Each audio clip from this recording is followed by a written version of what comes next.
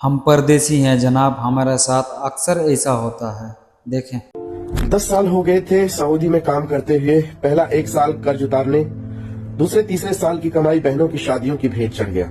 चौथे साल कुछ बचत करके आने की सोचा तो अब्बा की तबीयत खराब हो गई, फिर नहीं आ सका और अब्बा गुजर भी गए। बूढ़ी अम्मा घर पर अकेली थी, लेकिन कोई बचत नहीं तो हिम्मत भी नहीं पड़ी कि 5 साल सऊदी में रहने के बाद खाली हाथ घर जाऊं।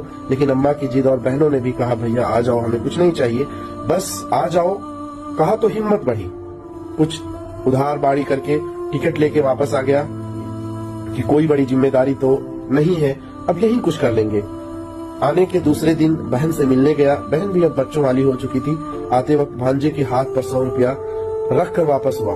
दूसरी बहन के यहाँ पहुँचने पर पास के पैसे भी खत्म हो चुके थे, लेकिन उसे ये उम्मीद थी ये बहन जो कुछ ज्यादा नजदीक है कुछ नहीं बोलेगी। वहाँ से वापसी होने पर भांजे के हाथ पर कुछ नहीं रख पाया। घर पहुँचने पर अम्मा ने बताया कि एक बहन का फोन आया था, बोली 5 साल बाद सऊदी से आया था, मेरे बच्चों के हाथों पर 100 रुपये रख के गया, इतना तो हम फकीरों को दे देते हैं। दूसरी बहन बोली कि 5 साल बाद सऊदी से आया था, अगर बच्चों के हाथ पर 10 रुपए भी रख देता तो बच्चे कहते मामू आए थे, लेकिन मेरी नाक कटा दी ससुराल में, खाली हाथ चले गए।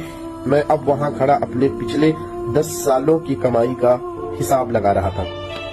ये स्टोरी छपी है आजमगढ़ एक्सप्रेस में। किसकी कहानी है मुझे नहीं मालूम, लेकिन ये एक हकीकत है, ये एक सच्चाई है।